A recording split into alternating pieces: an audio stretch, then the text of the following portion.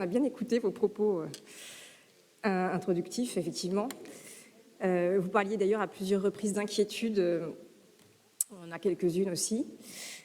Alors, en cette veille de Noël, nous voici à attendre avec impatience quelques cadeaux. Et c'est dans cet esprit que nous abordons ce nouveau conseil municipal, avec notamment les éléments de prospective budgétaire et financière de la collectivité. Sans surprise, nous constatons que dans un contexte de crise énergétique et d'inflation, les dépenses de fonctionnement augmentent. La capacité d'autofinancement est à moins de 2,9 millions d'euros. Le budget n'est pas bouclé à date, même s'il reste quelques semaines pour le concevoir. L'investissement va nécessairement devoir se rétracter avec 40 millions d'euros de dépenses d'équipement envisagées contre 53 millions l'an dernier. Un travail de reconditionnement de l'emballage est en cours. Je citerai Molière. On n'exécute pas tout ce qu'on propose, le chemin est long du projet à la chose. Les coûts de construction explosent notamment et en découle la question du coût du plan école, rebaptisé École en transition, et présenté comme le projet phare du mandat, dans le livret du DOB que vous avez fourni, projet lancé par la précédente municipalité et ne figurant pas au programme de campagne de votre équipe. Ce projet, estimé à 122 millions d'euros sur 12 ans, doit sans doute être revu à la hausse avec l'explosion du coût des matériaux ajouté à l'inflation. Doit-on envisager plus 30%? Dans votre propos, justement, vous parliez d'inquiétude, là il y en a une. Un autre sujet au pied du sapin est celui des conseils de quartier, rebaptisés assemblées de quartier.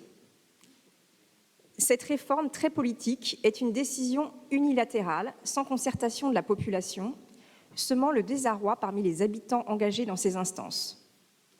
La suppression des coprésidents et l'annulation de réunions organisées par les citoyens déconnectent un peu plus les habitants et leurs représentants de ce que devait être un fleuron de la démocratie permanente, chère à certains.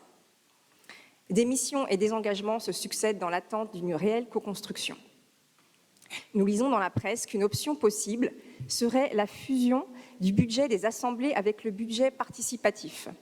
Pourquoi pas ? Mais alors, quid de la proportionnalité budgétaire entre les quartiers quand on constate aujourd'hui que le dernier budget participatif a octroyé 40 000 euros au nord de la ville sur les 500 000 euros du budget global, soit moins du tiers de la représentation par habitant estimée. Toujours en lisant la presse, nous apprenons qu'une part importante de la ville passera en zone à faible émission de carbone en janvier 2025. Intéressante information qui pose la question de la concertation. Quelle consultation des instances et de la population est prévue? Le débat sera-t-il anticipé? Vigilance donc sur la démocratie permanente et sur la solidarité aussi, afin que cet engrenage ne soit pas celui des zones à forte exclusion. En attendant cette nouvelle ère, c'est déjà la fin de la gratuité du stationnement des voitures électriques, ces fameuses voitures électriques qui n'ont pour l'instant que 6 bornes de recharge en accès libre sur la ville. Nous en venons donc au gros paquet, au paquet sobriété énergétique, valeur essentielle pour une équipe écologiste. Là, on attend de l'innovation et un signal fort. Le raccordement de la mairie au réseau de chaleur était déjà prévu. La future école maternelle Jean de La Fontaine sera construite avec une chaudière bois-gaz, ce qui, en termes d'empreinte carbone, n'est pas optimal.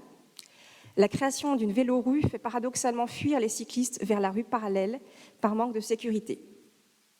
La fin de l'éclairage de rue en LED n'est pas accélérée puisqu'il était déjà prévu pour un achèvement d'ici 3-4 ans. Et l'extinction totale de l'éclairage public dans 3 quartiers, Blanquy, Févotte et les Douais, quartiers déjà passés aux économiques LED, pose une vraie question de sécurité, notamment pour les femmes, qui semble la dernière préoccupation de l'espace public. Ce choix est incompatible avec la lutte contre les inégalités de genre, pourtant proclamée ailleurs.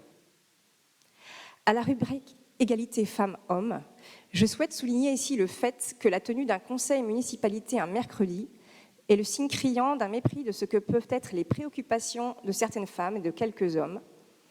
Beaucoup d'agents optent pour un temps partiel avec décharge du mercredi afin de s'occuper d'enfants présents ce jour-là.